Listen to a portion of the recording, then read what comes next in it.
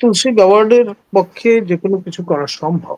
তিনি সর্বোচ্চ পর্যায়ে আছেন, স্টেট অ্যাক্টর গুলো চাবিকাঠি তার হাতে মার্কিন যুক্তরাষ্ট্রে, এবং তিনি খোলামেলা কথা বলেন, অবস্থান নেন। সুতরাং সেই ট্র্যাডিশন এর পদাঙ্ক অনুসরণ করে তিনি যদি এ ধরনের টুইট করে থাকেন তাহলে অবাক হওয়ার কিছু থাকবে না। না, আমার এরকম কোনো খবর জানা নেই, মানুষ মন্তব্য করছে দেখে আমি দু একটু পড়ে শোনালাম। এখন ডক্টর ইউনূসের সামনে আর কোন কোন পদ খোলা আছে? ডক্টর ইউনূসের পক্ষে একটি এবং দুটি পদ খোলা আছে। একটি হচ্ছে তিনি হেলথ অ্যাফেয়ার্স থেকে যারা তার টিম মেম্বার তাদের সবাইকে বাড়ি পাঠিয়ে দিতে পারেন, ফিউশন অফ নিউ ব্লাডের ব্যবস্থা করতে পারেন, অথবা তিনি পদ ত্যাগ করতে পারেন, এই ভেতর থেকে বেরিয়ে, এবং শেষোক্ত পদটি যদি বেছে নেন সেটাই হবে তার জন্য বেটার। ধন্যবাদ স্যার। আপনি যে এই মন্তব্যগুলো করছেন এর পেছনে কি কি তথ্য উপাত্ত আপনার কাছে আছে? দেখুন, আমি তো বিষয়গুলো নিয়ে ফোকাস ভাবে নজর রাখছি এবং ডে টু ডে যে ডেভেলপমেন্ট গুলো সেগুলো আপনার বিশ্লেষণ করবার চেষ্টা করছি সেই দৃষ্টিকোণ। জি জি জি জি যদি ধরেন তিনি পদত্যাগ করেন, যদি যদি না করেন তাহলে কি হবে? যদি না করেন তাহলে ইতিহাসের যে অনিবার্য নিয়তি সেটি তাকে আপনার ফেস করতে হবে। তিনি অসম্মানিত হবেন, তার যে সম্মানের আসনটি সেটি তিনি চিরতরে হারাবেন। এটা তো খুবই গুরুতর কথা। সুমি খান। হ্যাঁ, সুলতানা, এটা কলিমুল্লাহ স্যার যেটা বলেছেন ওনার দীর্ঘ অবজারভেশন, নট দ্যাট যে অবজারভেশন, নট অনলি দ্যাট, উনি সবকিছুর নজরদারের মধ্যে উনি ওখানে থেকে ওনার অবজারভেশনটা উনি বলছেন, এবং সেটা দ্যাটস দ্য রিয়েলিটি। এখন দু কান কাটা তো সামনে দিয়ে যায়, যার এক কান কাটা সে পেছন দিকে যায়। এখন অসম্মানে তো তার কিছু আসছে যাচ্ছে না, প্রশ্নটা ওখানে। এত অসম্মানের পরও যখন তার কিছু আসে যায় না, এতবার বলার পরও, সেনাবাহিনী থেকে 3 বাহিনী থেকে বলার পরও 3 বাহিনীর প্রধান সরে যাবেন বলেছেন, ব্যারাকে ফিরে যাবেন বলেছেন, যতটুকু আমরা সাংবাদিকরা জানতে পেরেছি। সেই জায়গাতেও যখন তিনি এইটুকু নিজের সম্মানকে তিনি পরোয়াই করছেন না, এবং আমরা এটাই বুঝতে পারছি না যে কার জন্য, কেন তার এতটা লোভ। ও যে বলে যে লোভে অন্ধ হয়ে যাওয়া, brain is not working properly, হয়তো তার ব্রেন প্রপারলি ওয়ার্ক করছে না। এবং এখানে আপনি গ্যাবার্ডের যে কথাটা বললেন, তুলসী গ্যাবার্ড অলওয়েজ, এটা ঠিক যে উনি স্ট্রেট কথা বললেন, সেই পদেই তিনি আছেন, দায়িত্ব নিয়েই বলছেন। এবং দায়িত্ব নেবার পরে তিনি যখন গোয়েন্দা 42টা দেশের গোয়েন্দাদের সাথে বৈঠক করেছেন দিল্লিতে, আমরা জানি, এবং তখন তিনি কড়া হুঁশিয়ারি দিয়ে দিয়েছেন। কিন্তু সেই গোয়েন্দা বৈঠকে বাংলাদেশ ছিল না, পাকিস্তান ছিল না, চীন ছিল না। এই 3টি দেশ বাদে সব দেশের গোয়েন্দাদেরকে নিয়ে দিল্লিতে তিনি 3 দিনের বৈঠক করেছেন, এবং তিনি স্পষ্ট হুঁশিয়ারি দিয়েছেন কোন রকম জঙ্গিবাদ তারা টলারেট করবেন না, যে জঙ্গিবাদ মানুষকে হত্যা করে, নিরীহ মানুষ হত্যা করে। এবং এই জায়গায় ইউনূসের বিষয়টা আপনার স্মরণে আছে, ট্রাম্প ক্ষমতায় এসে কিন্তু মেটিকুলাস প্ল্যান এবং $50 মিলিয়ন যে বাইডেনের সময় কিভাবে গেছে, এবং নাম উল্লেখ করে করে বলেছেন উনি ইউনূসের। তো ওই জায়গাতে কি আমরা আবার কি ট্রাম্পকে দেখতে পাবো কিনা, তুলসীর পরে কি ট্রাম্প কোনো মন্তব্য করবেন কিনা, এটাও কিন্তু এখন একটা প্রশ্ন। জি জি ডক্টর নাজমুল হাসান, আমাকে যদি একটা জিনিস বলতেন, ধরেন আমার কাছে এমন এমন সব খবর আসে যে আমার আসলে সত্যি বলতে কি যে গায়ের রক্ত হিম হয়ে আসে। এমন খবর শুনতে পাচ্ছি যে একটা যুদ্ধ না বাঁধিয়ে তিনি সরবেন না, যখন চতুর্দিক থেকে সব পক্ষ এখন রাস্তায়, তো একটা মুখোমুখি অবস্থা, গৃহযুদ্ধ পরিস্থিতি। এবং তিনি নিজেও বলছেন যে আমরা একটা, তিনি আজকেও বলেছেন নাকি যে তার প্রেস সেক্রেটারি বললেন যে একটা যুদ্ধ পরিস্থিতি। তো যদি সেরকমটি হয়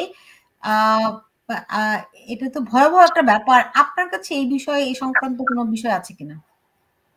দেখুন, তিনি যুদ্ধ প্রস্তুতি নিয়েই এই দায়িত্ব গ্রহণ করেছেন, এবং তার সানুদৃষ্টি পড়েছেন নর্থ, মানে ইস্টার্ন যে স্টেটস গুলো আছে ভারতের, তাদের প্রতি। এবং এটা এমন হতে পারে, যেহেতু ধর্মীয় একটা বিষয় আছে এখানে, co-religionist, আপনার মেজরিটি পিপল তারা কিন্তু খ্রিস্ট ধর্মাবলম্বী, তাদের প্রতি সংহতি প্রকাশ করাটা হয়তোবা তার জন্য অত্যাবশ্যক। সে কারণেই তিনি হয়তো আপনার এমনটি বলছেন বা করছেন। দেখছি ফাইনালি কি দাঁড়ায়। আমি আমি আজকে একটা কালবেলার একটা রিপোর্ট দেখেছি, সেখানে রিপোর্টটির হেডলাইন হচ্ছে বাংলাদেশের সামরিক ঘাঁটি নির্মাণ করতে চায় চীন, দাবি যুক্তরাষ্ট্রের। এটি আমারও নজরে পড়েছে। এখন ধরুন কোকো আইল্যান্ডে মিয়ানমারে আপনার নেভাল বেজ আছে চীনের, তো আরো উত্তরে যদি বাংলাদেশের টেরিটরিতে সেরকম একটা ফুটহোল্ড তারা পেয়ে যান, definitely love to go for that. আর ইউনুস যদি সেই ইজারা দেওয়ার ব্যবস্থা করতে পারেন, তাহলে চীনাদের ডার্লিং হতে পারেন তিনি। এবং যুক্তরাষ্ট্র সতর্ক প্রতিক্রিয়া ব্যক্ত করেছে, এবং যুক্তরাষ্ট্র যদি তার মাথার উপর থেকে আপনার হাতটা তুলে নেয়, তাহলে তিনি চীনের দ্বারস্থ হবেন, এমনটাই মনে হচ্ছে। এটা কিন্তু দেখেন আজকে বাংলাদেশের সবগুলো গণমাধ্যম এই খবরটি, ইন্ডিপেন্ডেন্ট টেলিভিশনের আমি শিরোনাম দেখছি, বাংলাদেশে সামরিক উপস্থিতির কথা ভাবছে চীন, মার্কিন সতর্কতা। ওই একই কিন্তু। আমরা কি তাহলে ধীরে ধীরে ওই পরিস্থিতির মধ্যে প্রবেশ করছি, এরকম কি বিষয়টি? মানে যুদ্ধের দিকে, যুদ্ধ অবস্থায় প্রবেশ করছি, যুদ্ধের মুখোমুখি হচ্ছি?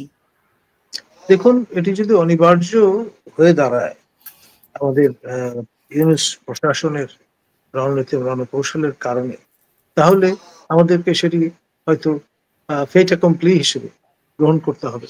আর প্রফেসর ইউনুস যতদিন হেলথ অফ অ্যাফেয়ার্স আছেন, তিনি তার মতো করে পরীক্ষা নিরীক্ষা করতেই থাকবেন।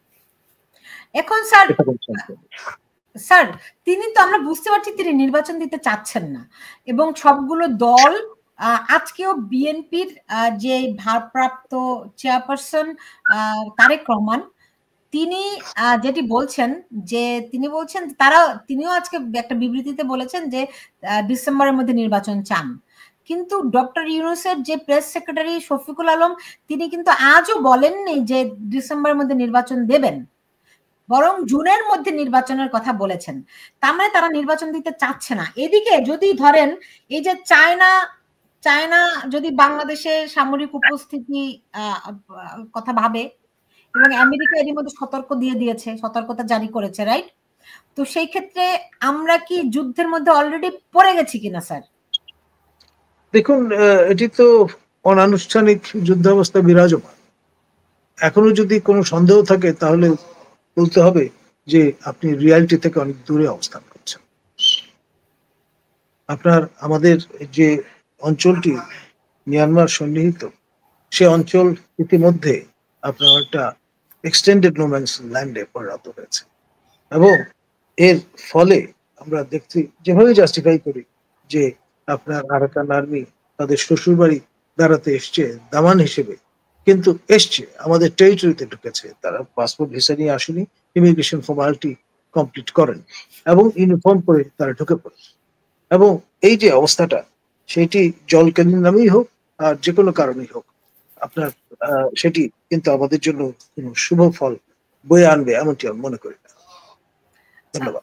আমি বুঝতে পেরেছি আপনি যেটা বলেছেন, কিন্তু তারা আজকে তো ডক্টর ইউনূসের টিম আজকে আরো ভারতের দিকে অঙ্গুলি দিল যে ভারতের আধিপত্যবাদের বিরুদ্ধে রুখে দাঁড়াতে, মানে মুখস্থ কথা সবসময় যেটি বলে আর কি।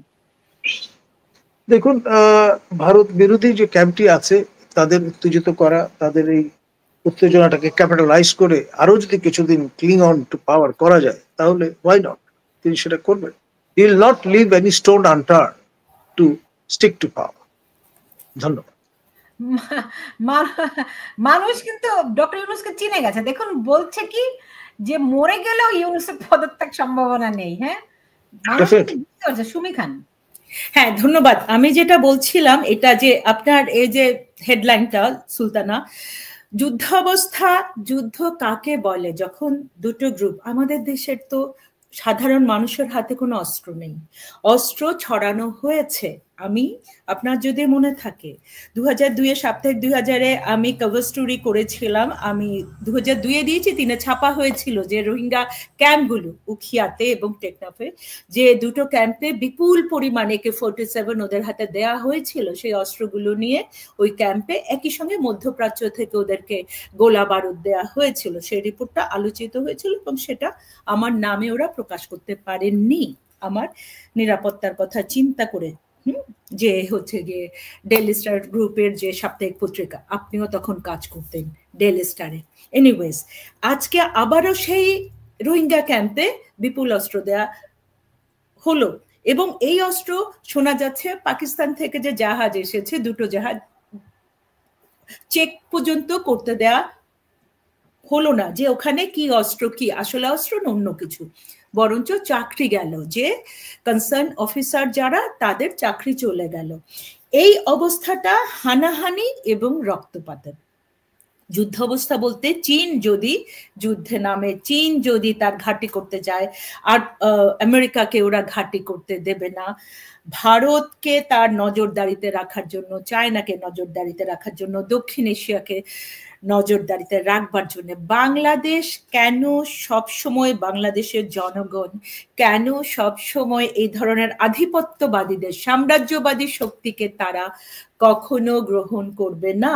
এবং যখনই একটা জিনিস আপনার আরেকটু মনে রাখতে হবে, আপনি সাদ্দাম বলুন, গাদ্দাফি বলুন, তাদের প্রত্যেককে আপনার স্মরণ রাখতে হবে, আসাদ বলুন, যতক্ষণ মার্কিন যুক্তরাষ্ট্র CIA ব্যবহার করবে, তাদেরকে ব্যবহার করার পর সেই একইভাবে ছুঁড়ে ফেলে দেবে। আজকে কি তাহলে নিউ ইয়র্ক টাইমসে যে রিপোর্ট প্রকাশিত হচ্ছে পদত্যাগ করতে চায়, নিউ ইয়র্ক টাইমস তো মার্কিন সরকার যেমন চায় তেমন করে প্রকাশ করে সংবাদ, এরকমই প্রচলিত। তবে কি আমরা এই ইঙ্গিতটা আমরা কি মনে করতে পারি যে এটা একটা ইঙ্গিত, তুলসী বলুন, নিউ ইয়র্ক টাইমস বলুন, যে তোমাকে দিয়ে কাজ যা দরকার, আমাদের কিছু কাজ আদায় হলো, বাকি কাজ অন্য কাউকে দিয়ে আদায় করব, এই মুহূর্তে তোমাকে যেতেই হবে, এরকম কিছু কিনা এটাও আমাদেরকে দেখতে হবে। তবে এটা যুদ্ধাবস্থা বলে আমি মনে করছি না, মনে করছি যে বিপন্ন জনগণকে রক্তপাত, হানাহানির মধ্যে একেবারেই অসহায় অবস্থার মধ্যে ফেলে দেয়া হলো, জনগণকেই ব্যবহার করা হচ্ছে, জনগণই টার্গেট, বাংলাদেশি টার্গেট। কিন্তু বাংলাদেশ সিরিয়া হবে না, বাংলাদেশে এখনো অতন্দ্র প্রহরী বাংলাদেশের মুক্তিযোদ্ধার সন্তানেরা আছে, সেনাবাহিনী আছে, যেটা আমরা দেখতে পাচ্ছি, যে কারণে এখনো সেনাবাহিনীর প্রতি মানুষের, জনগণের প্রত্যাশা আছে। জি জি, নাজমুল হাসান কলিমুল্লাহ, যে ভারতের কি বলে আমেরিকার যে সতর্কতা আজকে দিল, যে চায়নার উপস্থিতি, চায়নার সেনাদের উপস্থিতি, সামরিক উপস্থিতির কথা ভাবছে, এই আমরা তো এরকমই আশঙ্কা করছিলাম, যদি চায়নার উপস্থিতি থাকে বা চায়না ভেবে থাকে তারা সামরিক উপস্থিতি ঘটাবে, এর সঙ্গে সঙ্গে আমরা শুনতে পাচ্ছিলাম যে রাশিয়া সক্রিয় হবে, ভারত সক্রিয় হবে, রাইট? এবং প্রতিপক্ষ হচ্ছে গিয়ে আমেরিকা। যদি এরকম ইকুয়েশনের দিকে আগায়, তাহলে আমরা ধরেন আগামী কয়েকটি দিনে কি দেখতে পাবো, কি দেখার আশঙ্কা রয়েছে। এবং আমরা কিন্তু এটা ভুলে না যাই যে বাংলাদেশে অসংখ্য অস্ত্র রয়েছে, কত অস্ত্র সেটির আমাদের কোনো ধারণা নাই, আমি জানি না সেনাবাহিনীর কাছে আছে কিনা, কত জঙ্গি, প্রশিক্ষিত জঙ্গি আছে তা সম্পর্কে আমাদের ধারণা নেই। এবং একটি কথা আমি বলি, আপনি মানে বিষয়টা হচ্ছে এরকম যে যারা মৃত্যুকে পরোয়া করে না, তাদের একরকম প্রশিক্ষণ থাকে, তারা শহীদ হওয়ার জন্য রাস্তায় নামে, আত্মঘাতী জঙ্গি যারা, আমি শুনছি প্রায় 10 লাখ। তাহলে আমরা কোথায় যাচ্ছি, জনাব কলিমুল্লাহ? দেখুন, সুমি খান যা বললেন তা অতিশয়োক্তি বলে আমি মনে করি না। আসলে আপনার আইবল টু আইবল যে সিচুয়েশনটা, সেটা অনন্তকাল চলতে পারে না, একটা পর্যায়ে তা একটা নির্দিষ্ট রূপ পরিগ্রহ করে। এখন সম্ভবত সামনে সেরকম একটি অবস্থাই আমাদের সামনে অপেক্ষমান।